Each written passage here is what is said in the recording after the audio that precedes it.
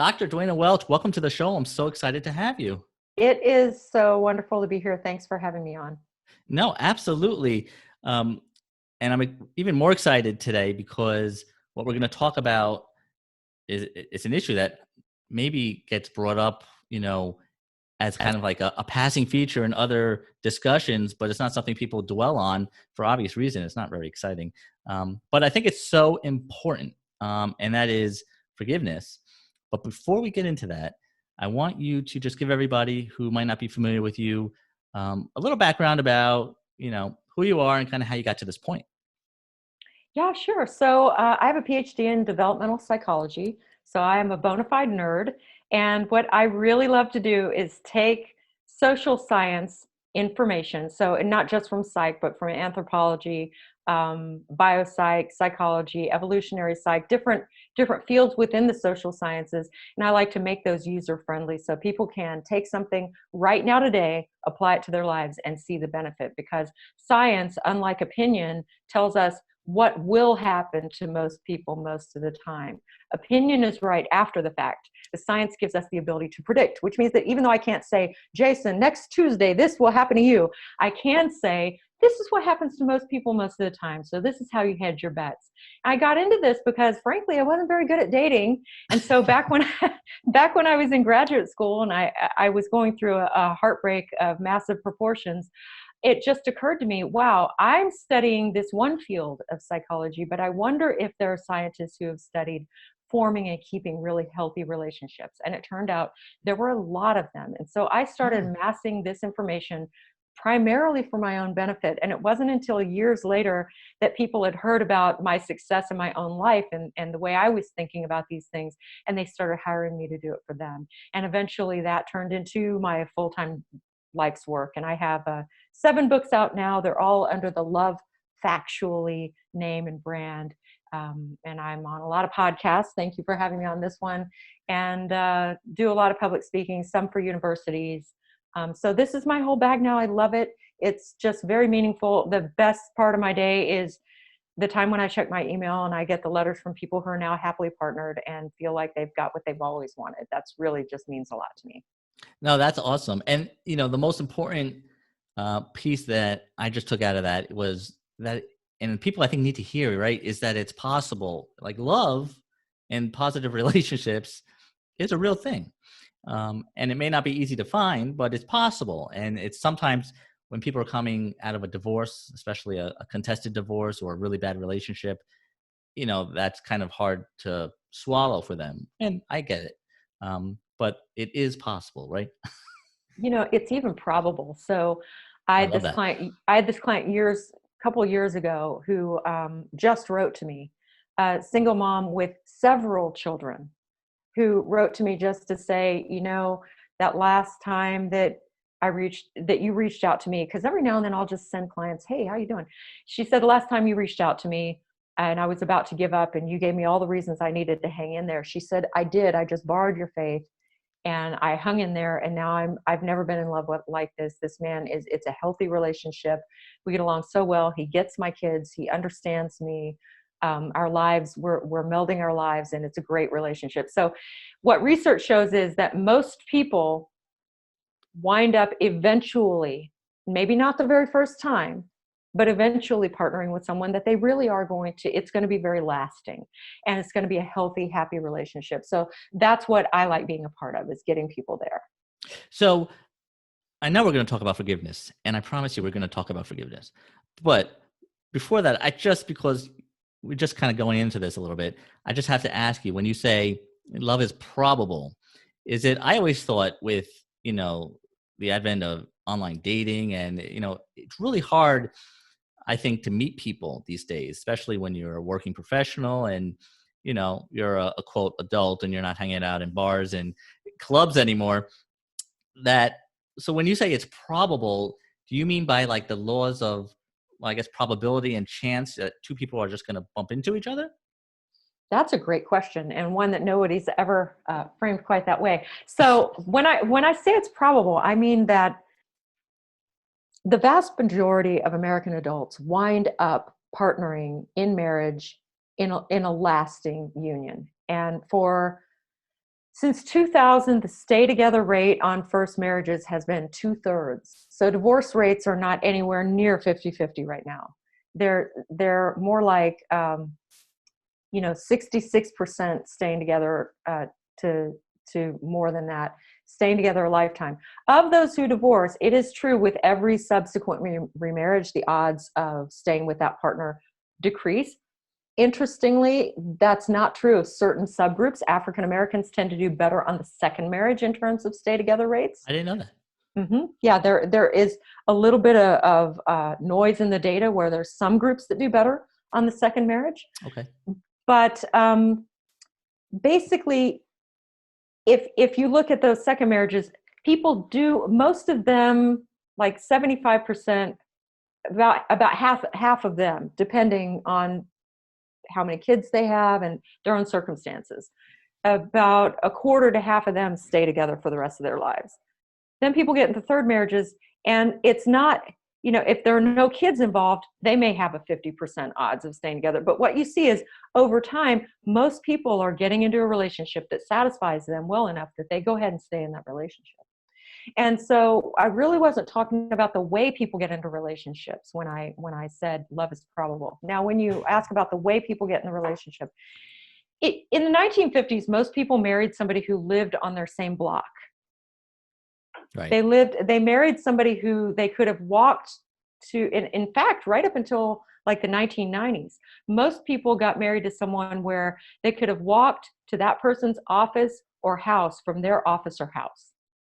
Oh, wow. As And late as the 90s. Okay. yeah. But then what happened? The internet happened and online dating happened.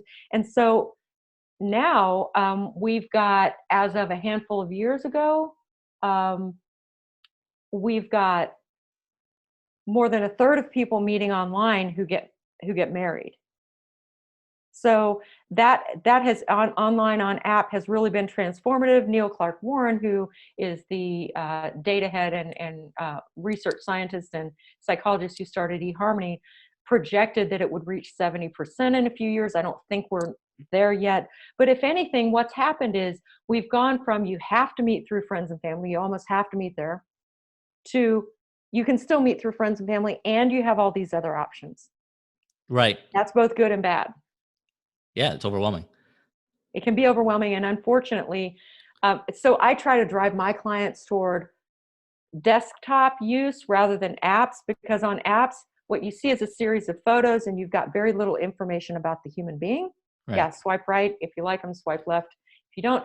And so what's happening is the vast majority of men and women now are going only by photos because it's almost all the information they have. That would be that, even that could work out if people were looking for an actual physical match. There's something in social science called the matching phenomenon, which means that we tend to date, we're more likely to date, we're more likely to fall in love with, get serious with, get engaged to, marry, and stay happily married with people where we are on a par in our physical attractiveness and a lot of other variables. So not just physical attractiveness. Right. Unfortunately, what's happening right now with swipe right, swipe left is most men and women are only swiping right on somebody that's substantially better looking than they are. And that's not good. Right. Because you're not competitive with people who are substantially better looking than you are, A.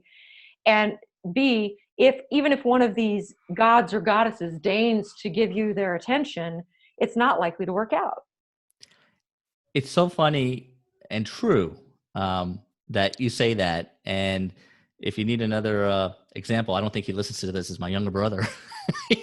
He would always, on the online dating world, he would always pick women who were, not that he's a bad looking guy at all, but he would always pick like the models, the model-esque, stereotypical model-esque type women who, frankly, never really showed any interest in him.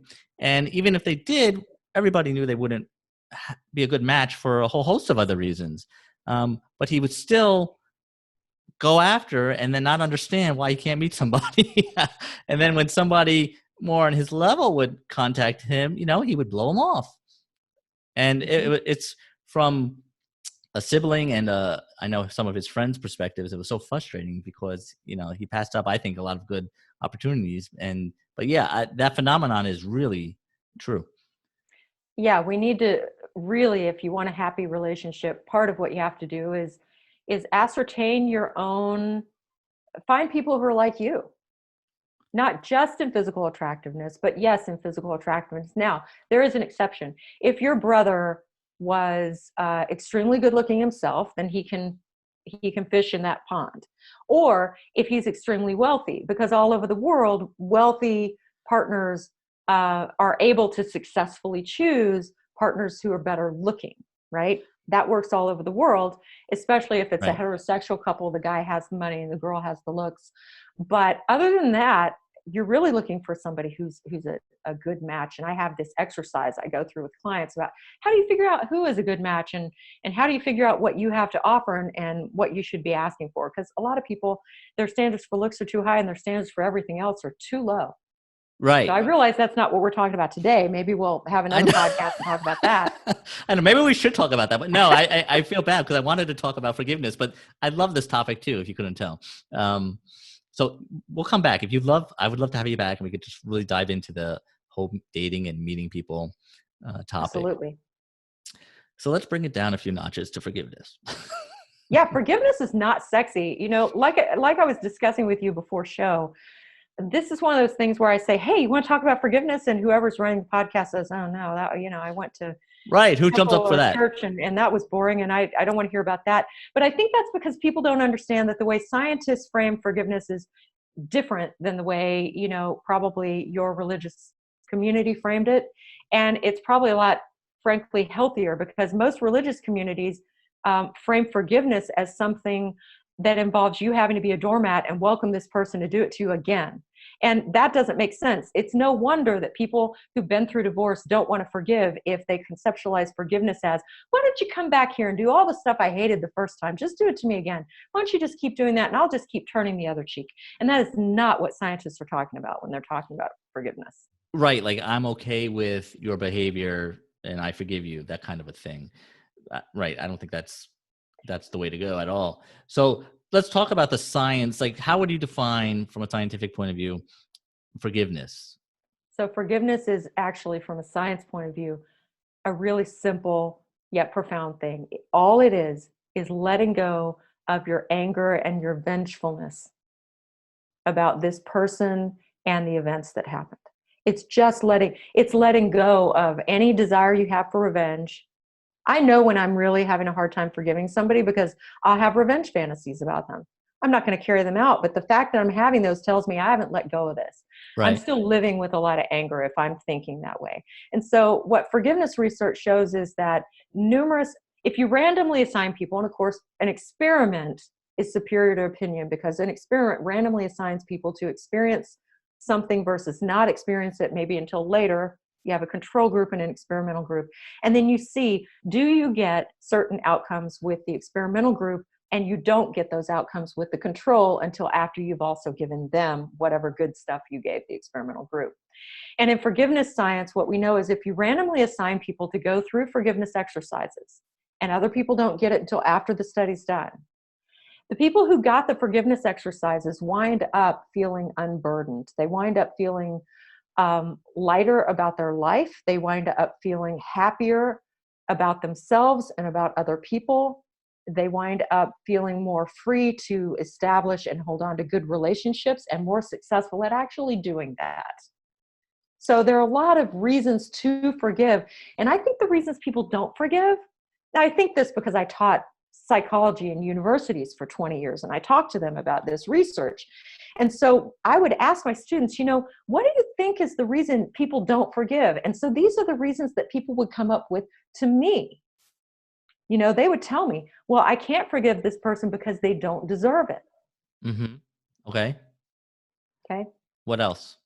Well, you're right. They don't. That's not why you forgive. We'll get back to that in a minute. Jason, something you just said. You just said, what was it? Something about. Oh, geez, don't ask me to remember what I just said. It was, you said something about how, forgiveness essentially amounts to saying it's no big deal. Oh, it's okay. It's okay. It's not okay. That's why you're struggling with forgiving them. Look, I am not struggling with forgiving the person who cut me off in traffic this morning. That's over and done with. I'm not going to think about that anymore. The only reason it came into my mind now is we're doing this podcast. When we struggle with forgiving somebody, it's because it is a big deal. To you. That's why, It's a big yeah, deal to you. but that's the only person that matters. It's Right. a big deal to me, and I happen to matter in this case because I'm the person struggling with forgiveness. So it is a big deal. De facto, I define it as such, therefore it is. Right. So somebody cutting somebody off in the morning, and we're at, it's 4:30 where I am. They if they were still kind of festering over that incident, then obviously they haven't forgiven that, haven't forgiven, but it's a big deal to them, so It that is a big deal to them. I will say they also have anger management issues and they need to seek help for that. And I'm totally serious about that. Like right. most people, when they're talking about something they need to forgive, something that's been on their heart for a long time. I'm talking about the letter I got from a former student who said after the forgiveness section in the class, it was the first time since she was 14 that she felt free and happy. The Wow. first time since she was 14. And how old was she? I mean, 20 something. She was 20 something. Yeah. But I had a lot of students who'd been raped in their early teens who had felt like if I forgive, it opens me up to experiencing this again, whether with this person or another person. Well, of course, you're not going to forgive. You're not going to let go of your anger and vengeful feelings if you feel like it's going to happen again, because this is a big deal. And I don't want it to happen to you again. Forgiveness is not about being vulnerable to re-injury. It is not about that. That's important, a very important distinction. So I'm glad you said that, because when people think forgiveness, to me, coming from a layman's point of view or opinion, you think of, um, in order for me to forgive somebody for something that I feel, either wronged me or hurt me, um, I have to go through the emotions of that experience again. Maybe I suppress them, in something very serious and traumatic like a rape. But, you know, in order to let go and forgive, you have to go through the emotional aspect of kind of reliving the incident again. Would that be fair? Yeah, a lot of people, that's a good point. A lot of people are afraid to do this because they're afraid of being re-traumatized by remembering it. But the point of fact is, if you are still angry and still feeling vengeful, either one of those things, you haven't let it go. It is still running the show. Right. It is blocking your happiness. And so revisiting those things is going to be helpful more than hurtful. So, try to take the big picture view that this is actually really going to be helpful for you. So um, it's not a re-traumatization. The way that you and I are going to talk about moving through this, it's not a re-traumatization. Right.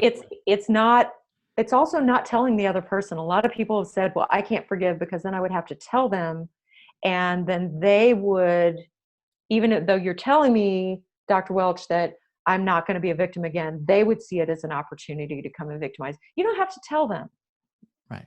Okay, In great. fact, there are people it's not safe to tell, right? Right. It's not like the, I don't know, is it the 6-step program for alcoholism where you call up somebody and you say, you're supposed to forgive them publicly. I mean, I don't even know if that's a real thing, but Took to make amends yeah, in right. the various anonymous programs, whether it's Narcotics Anonymous, Alcoholics Anonymous, whatever kind of AA program it is. If it's following the 12 steps, one of the steps, I think it might be step number 4, but Make amends. Yes. it's to make amends. And that means that I seek your forgiveness.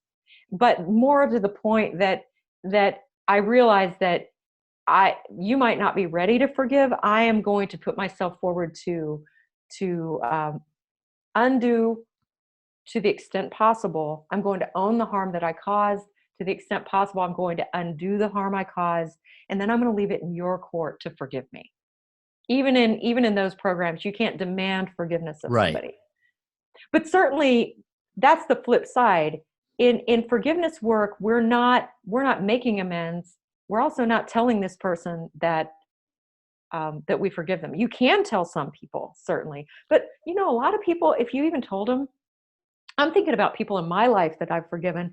There are some of them, if I said, by the way, I've forgiven you, they would think, well, that's mighty, that's mighty awesome of you. They're not the kind of person who could hear that without re-injuring me. Right. They would Because, do something that I would then have to forgive again and go through the whole process. There are some people that it's just not, they're not safe people emotionally. Some people aren't safe physically. So the good news is you can forgive these folks without opening yourself up to re-traumatization and to re-injury from these same people. absolutely. And my point, and definitely correct me if I'm wrong, is that, this forgiveness process that we're talking about is a personal experience for you. It's internal, and it doesn't rely on you contacting the person that may be the subject of the forgiveness or anybody. It's really 100% internal. That's right. I do forgiveness work with my clients sometimes who have been physically or emotionally or sexually traumatized by parents who are no longer living. You can still forgive somebody who's dead, because at the end of the day, forgiveness work is really, it's not about them. Right. Forgiveness is about you. There's a quote that's been attributed to so many people that I no longer attribute it to anyone anymore. And it is, failing to forgive is like drinking poison and hoping the other person dies. Hmm. I've never It's heard that before. not about them, it's about you. It's about you. They look, I totally agree. A lot of people who've told me about things that they're working on forgiving, those things are unforgivable. A mother who finds out that her boyfriend was sexually assaulting her 3-year-old, that's unforgivable. That person is a heinous monster who deserves a life in prison. I mean, I'm not compassionate about that. Right. Okay. I'm compassionate toward the child. I'm compassionate toward that mother. I'm not compassionate toward the perpetrator. The reason to forgive the perpetrator is it's not about the perpetrator. It's about you. They don't deserve forgiveness. You deserve happiness. To enable That's what you it's to about. move on healthy and positivity.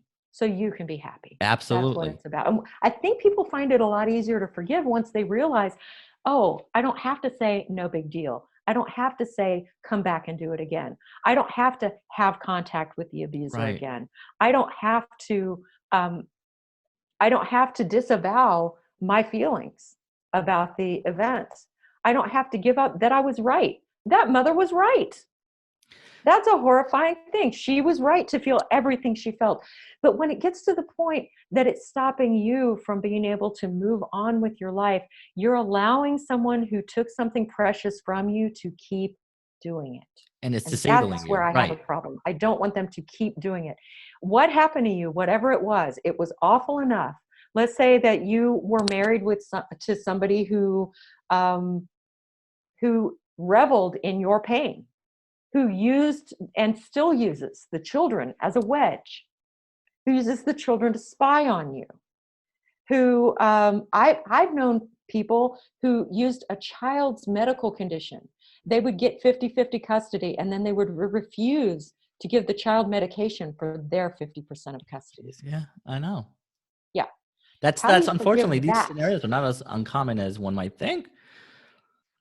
Yeah, because we're tasked with, as good humans, we're tasked with loving our children more than we hate our ex, and that requires some forgiveness work.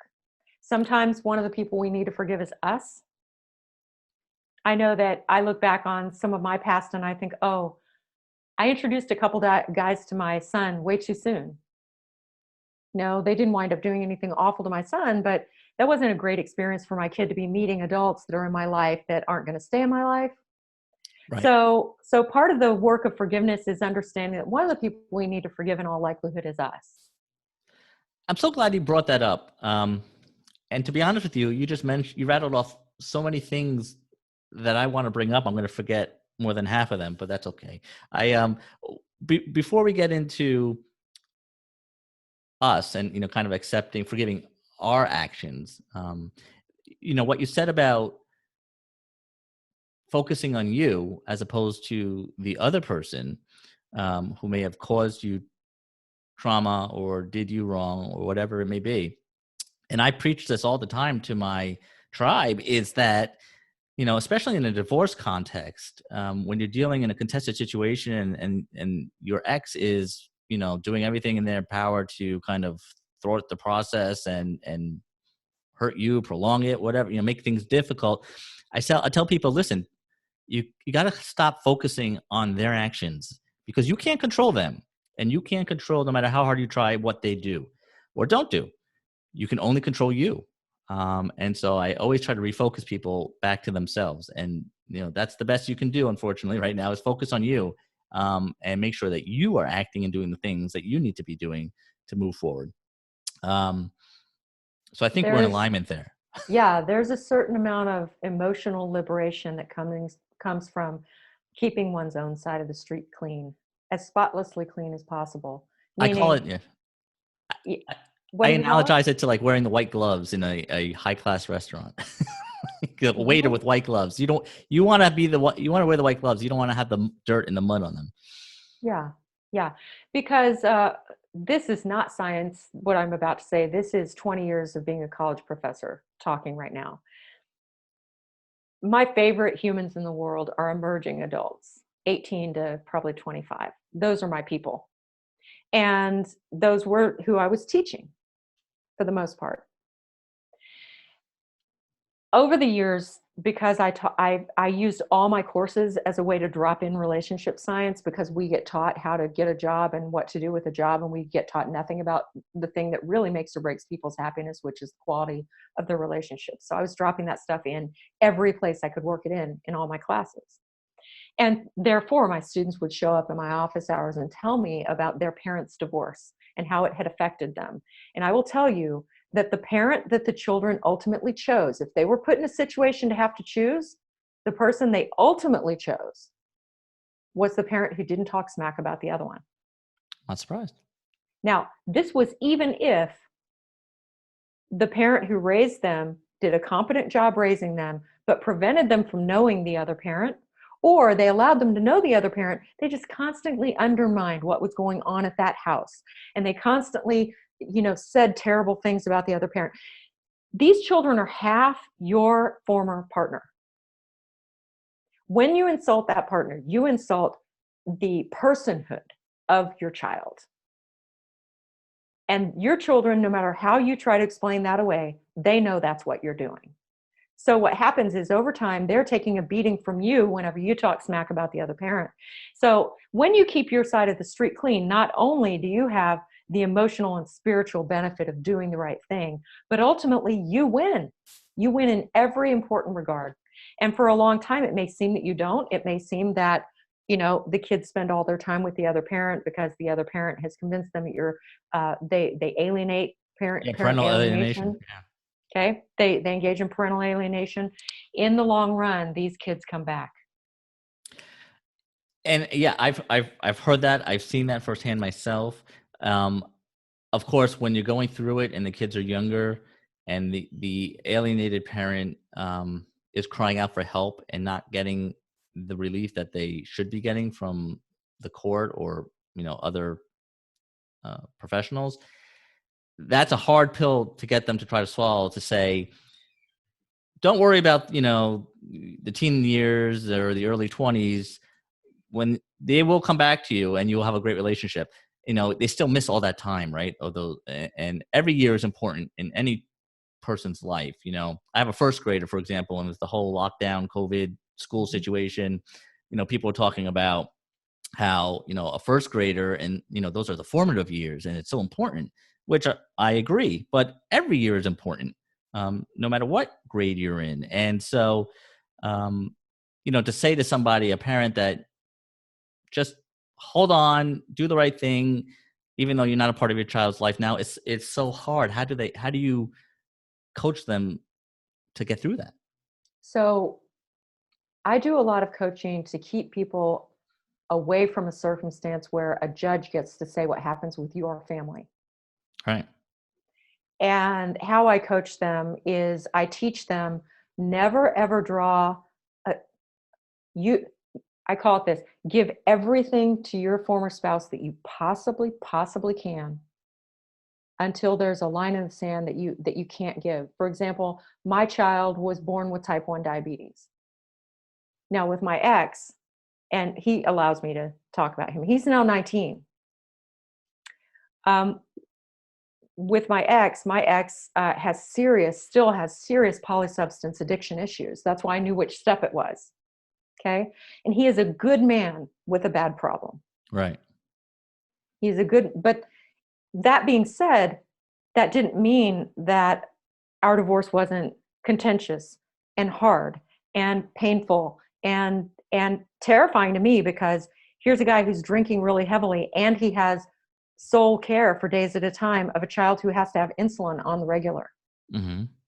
Okay. So I do what I teach other people to do. And part of that is never lose sight of the humanity of your former spouse. You chose them, and even if they have done monstrous things, there were good reasons why you chose them. They weren't all bad. Keep that humanity in mind, and keep in mind that your child is half them, and that you love that child more than anyone or anything. That's what parents do. It's how we feel. So this means that we have to go through the forgiveness exercise to reach a place of compassion for ourselves and for the other, so that we can refuse to pick up the rope when they try to play a tug of war. For example, my ex got furious one time that I got unemployment insurance when he didn't. And he called my family and my friends and me in a drunken rage and told my mother that I was a whore. I mean, really? Telling somebody's mother this? Okay, here's what I did with that. Nothing. When he called me, I said, "Oh, wow, it sounds like you're not feeling very good right now. Let's talk later." And then I quietly hung up the phone. I didn't write him a nasty letter. Right. No, I that's didn't powerful. Right. I didn't call his friends and family and trash talk him. I didn't tell my son. My son still doesn't know this story. Wow. I That's didn't do any of that. And you know what happened then? A few days later, he realized he had done something. He didn't remember quite what it was. He realized he had done something, and he said, "Did I call your mother the other day?" And I said, "Yes." And, he goes, "Did I say some things that were really bad?" And I said, "Yes." And he said, "Oh, uh," and because I have a history of apologizing when I am in the wrong, he was able to do it. When you have somebody that you need to forgive, part of what you're going to need to do ultimately is to realize that if you want to be happy, you have to keep your own side of the street clean. You have to do it. which is hard, admittedly, right? I mean, it's Yeah. you kind of have to train yourself and know some strategies to do that. Yeah. So let's talk about those strategies, because I don't want to talk about how important forgiveness is and then leave people with no idea how to do it. I was just about to ask you, because we're running out of time. Like, can we go through some of the things that we're talking about? Yeah. Yeah. So there are basically 4 steps to actually forgiving somebody. And the first one really is to feel what you feel. So research shows that most people are triggered for 1.5 to 2 years just by the mention of their ex-spouse's name Wow. during and after a divorce, because again, this is somebody that you trusted so much that you married them. And if you're having a contentious divorce, that almost always means children. Right. Almost always. All right. So this means that it's not just that you have to deal with them now, you have to deal with them forever, because this person isn't your spouse anymore, but they are your family forever and ever. That's how it goes. That's how that's what you get for having children with the man or the woman. Yeah. I mean, we had terrible fires where I live. We still do. We have an area in my state. We have an area the size of Rhode Island that is on fire. Oh my Lord. Yeah. I know I it's live just in terrible, Oregon the right now, fires. and we have an area the size of Rhode Island that's on fire. And we had 2 weeks almost where the air quality was so bad that we could not go outside. We were in the smokiest city in the world. We had the worst air pollution in the world during those weeks. And my ex checked in on us because we're still family. So how do you get there? First of all, for the first year or two, just bite your tongue. Don't say bad stuff about the other parent. Just will yourself to do it. Write it in a journal, save it for a journal, tell it to your friends. Don't tell it to them. Don't tell it to your kids. Right. And just feel what you feel, because yeah, okay, they're a bitch or they're a bastard. Go with it.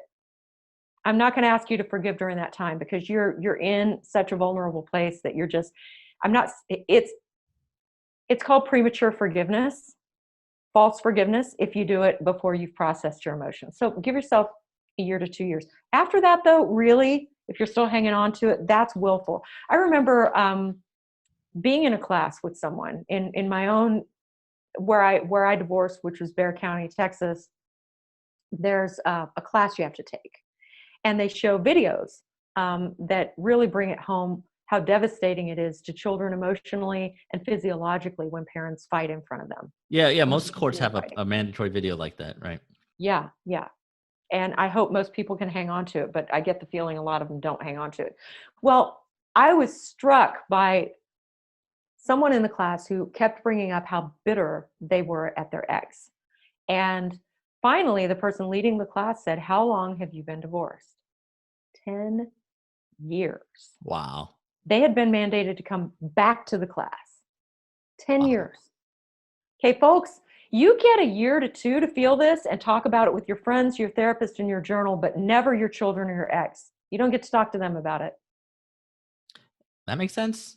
You get 1 to 2 years. After that, you need to be moving on to step number 2. After you feel what you feel, and write it down, by the way. The second thing is you set boundaries. Actually, I advise you to set the boundaries while you're processing what you feel. Okay, The great. boundaries are where you decide, okay, because forgiveness without boundaries doesn't work. If you just forgive and you don't have boundaries, people keep doing it. And I don't want you to have fresh stuff to process. Right. You You're supposed to not forgive and move on. repeat the same mistakes. Yeah, we want to lather, rinse, but don't repeat. so, so the lather and the rinse involves process your feelings, and while you're doing that, also do step 2, which is create boundaries. Think about the things that led up to your divorce. Think about the behaviors that you no longer wish to tolerate. Research in the 1970s, 80s, and 90s, longitudinal research that lasted more than 25 years, showed that when people got divorced, they got divorced thinking, good, I'm going to get rid of these problems. And then they didn't. They stayed embroiled in the same crap dynamic with the same person. They may as well have stayed together and at least had economic stability. Right. Okay. Wow. So, what to do instead? Set a boundary that the only contact you're going to have with your ex is contact relevant to the direct care and well-being of your children, that you're going to view it as a business type relationship. In a business relationship, you would not say, "What the hell are you wearing?" You would not I hope say, not. you would not say, "You have no idea how to drive." You would not do these things because it's a business relationship, and you would lose that whole relationship. Look, you can't afford to lose this relationship. If you're getting divorced and you still have children together, this is family forever and ever. But what you can do and what you must do for your own mental health and for the ability to forgive, you have to decide, okay, if this has nothing to do with the business at hand, let's say there aren't any kids and you're still dividing some property and you're still deciding, okay, when will the health insurance transition to individual policies instead of a family? If you're still doing those things, Right. then you set a boundary where you say, you know, I've loved you for a long time. I still have some love for you. And that's nearly always true. Very few people who divorce are just completely done with feeling love for their partner. That's why it hurts so much. That's why it hurts so much. I still have feelings of love for you, but I've realized for my own well-being that I have to talk to you only about things that relate to our business together. I need to emotionally separate. And so I'm going to be respectful to you anytime you reach out. But when it goes beyond the bounds of, can you keep the dog for me on Saturday? Or, I'm in my new house and I forgot, what was the heating and air company we used to use? Because I'd like to still use them. Right. Okay. Be kind about those answers. Don't be like, go figure it out for yourself. I'm not Google. Answer the question politely, but don't extend the conversation. Chit chat. No chit chat. Yeah, don't chit chat. Don't remain hooked in to that relationship.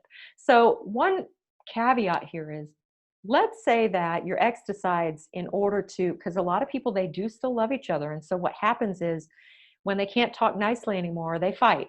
because fighting's better than nothing from the perspective of at least one of these folks.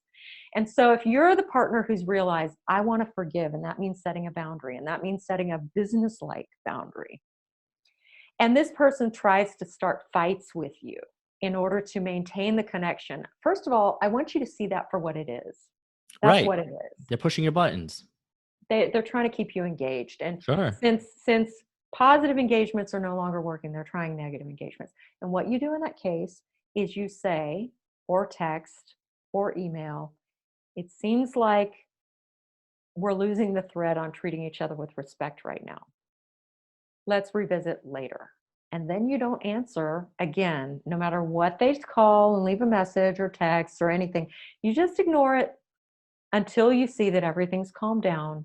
And then you pick the thread back up only about the business at hand. So what some parents do is they try to keep this going by involving, they try to make everything about the kids. For example, they try to say, I don't like who you're dating, and that's about the kids. Right. Nope, that's not about the kids. Legally, it's not about the kids. No, my dating life, my sex life actually isn't about the kids unless I'm running a brothel and bringing them to take your kid to work day. By the way, I know somebody that happened to. Get out of here. I am not making that shit up. Unless that's the scenario, then, and I have permission to share that. Where They was shared this it brothel? They still do that? I'm not, yeah, right? No. So unless you're doing that kind of thing, when they say your camping trip with the kids where your new partner is going, that's my business. Not unless this person's a convicted pedophile, it's not.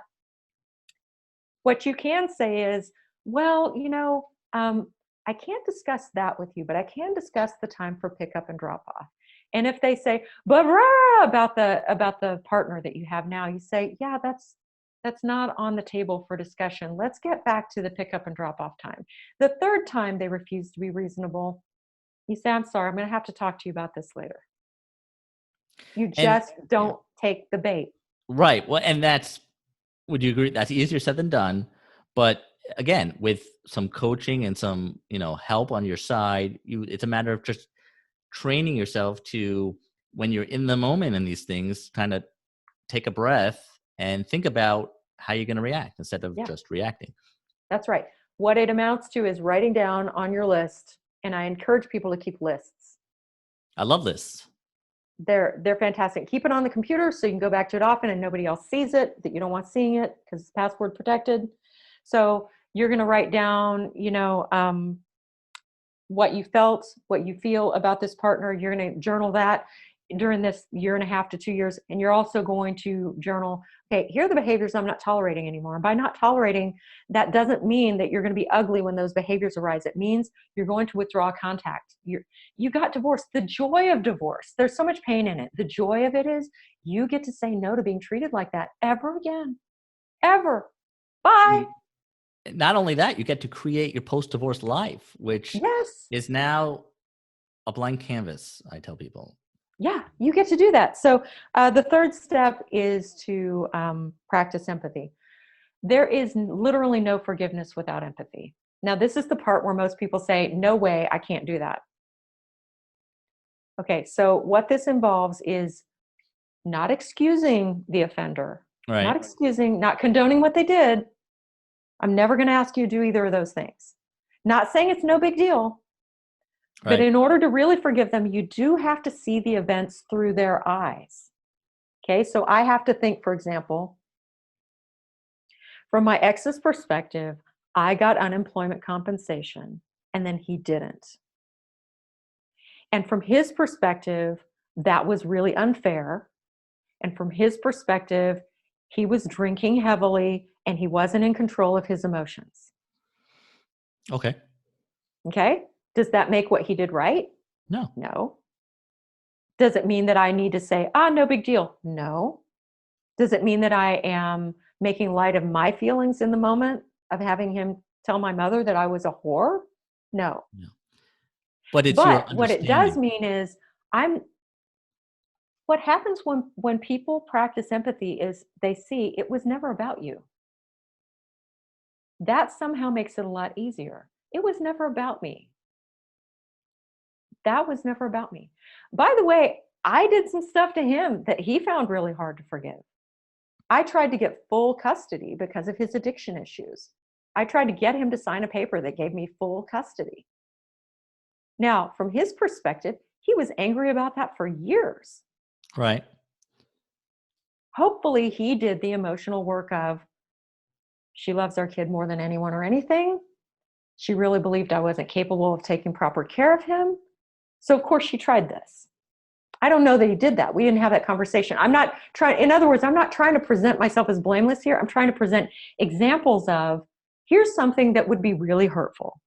And here's what you need to do to get around it. You have to see it from their point of view. You have to. Right. Now, sometimes, okay, I'm going to give you another example that's not me, but somebody who said I could use their example. A woman who was raped in her early teens, who said she went home and she wrote down, from the rapist's point of view, what did this look like? Wow. Well, Right. okay, it's really hard to have empathy for the rapist Right. because what this person did was not correct. But she was able to see that from the rapist's point of view, he just thought that she felt the same way. Most rapes are date rapes between people who already know each other. He was just really into it. He thought, oh, well, you know, she's just saying no and fighting me back a little because that's what girls are taught to say. He didn't really conceptualize it as a crime. The environment that he was brought up in, women didn't really, misogyny was just in the water. Right. Okay. What he did was wrong. It's not excusable or condonable, Right. but that allowed her to understand the vast majority of what happens to us that hurts really isn't even about us. It's about them. It's about their history. And that makes it easier to let go of. So the final step is to really, after you've written down, you know, your feelings, you've taken time to process them with a therapist, with friends, with your journal, all those sources are good. With a dating coach, a divorce coach, any of that's good. All of Right. it's good. Not with your kids, not with your ex. Sure. And after you set your boundaries, you don't tell, by the way, you don't need to tell your ex most of the time what those boundaries are. You can only do that if they're super reasonable, not your boundaries. Then you're going to start arguing person. over the boundaries, right? Yeah. You don't have to tell them what your boundaries are. And I rely on the wisdom of your audience to know whether it's a good idea to inform them of the boundaries. Then you've written down, from your ex's position, what is this like? Finally, you're going to kind of take this whole thing and turn it into a big kind of bird's eye forgiveness exercise where you combine all this into, here's what I need to forgive you for. Dear so-and-so, these things happened. And this is how I felt about them and how I still feel about some of them.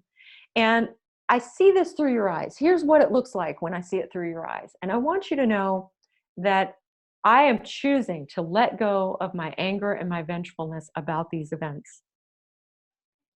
I choose to let go of my anger and vengefulness about the time you called my mother and called me a bad name to her.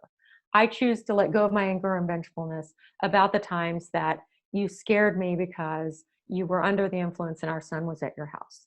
These are some of mine, but people have their own. Sure. Whatever it is you're choosing to forgive. And then you say, at the same time, I have boundaries. In order to keep this from becoming a necessary ongoing thing, my boundaries are that when I notice that your speech is slurred, I'm going to call the police right then and have them make a well check at your house. Right? If you come over to my house and you're under the influence, I'm going to refuse your admission. I'm going to refuse to talk with you. Right. If you call me a name and we're on the phone, I'm going to say, sounds like we needed to talk some other time. I'm going to hang up. If that keeps happening, I'm going to insist that 100% of communication is documented by email and text. There you go. You're not going to send this letter. Right. I was going to say that, right? This is not a letter that you're going to. No. This is just to help you process. And I want to emphasize, this is not a one and done thing. It's not a one and done thing. The bigger the offense, the more often a person may need to go through this exercise. And when it's something we have done, the hardest person to forgive usually is us. Yeah. But what I love about all this, and then I know we're wrapping up, but this has been great. I think everybody, hopefully, who is listening, is just going to just absorb all of this like I am. But to me, the whole point of all this really is you are letting go of the power that this other person may have had at one time over you. And you are now giving yourself the power back, to move on, to let go, right? And so we frame that in forgiveness, with the term forgiveness, but it's really about, right, not letting them have the power over you, which is a good, and I teach this for people going through the divorce process currently and dealing with conflict, is don't let them, you're reacting to what they're doing, cause a reaction. What's that phrase? The cause reaction. It's a scientific thing. I don't know right now. Okay. It's like, I don't know why I'm going brain fart, but like you're letting them have power over you. It's basically the moral of that story. So is that right? Oh, I couldn't agree more. I mean, I think that really what you do when you forgive is you heal some of your past. You can never change your past, but you can heal it. You heal some of your past. You reclaim your life, and you get control over what you accept in your future.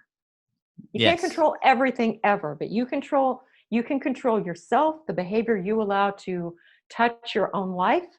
And to some extent, I mean, obviously not to every extent, not Sure. everything crosses your desk, but you get some control over what comes into your own life, and you get this immense power to operate from a place of strength and well-being as you seek a happy life with somebody else. Because here's the truth: almost everybody going through divorce says, I'll never do it again, and almost everybody does it again.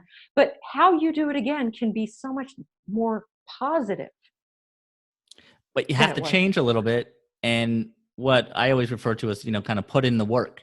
And a lot of people kind of want to just skip over that, because it's hard. It takes, like you said, it's not one and done most of the time. And it's a process. But in order to really move on and become healthier and have the life that you deserve, you got to kind of go through the process. I like to frame it as you're in for some pain either way. There's the pain of staying stuck, and there's the pain of doing the work. It's pain either way. It's just that one form of pain leads to a great life, and the I other like that. one leads to more of the same. I like that much better. Can I use that? You can, totally. Yeah, you're going to be in pain either way, right? So Well, you just are. I mean, it just is what it is. A it's lot of true. what happens in divorce just is what it is, and the best we can do with some of it, frankly, is to make it as least bad as possible. Right? It's going to be bad, but it could be a lot less bad. I mean, I could have called all of his friends and his family.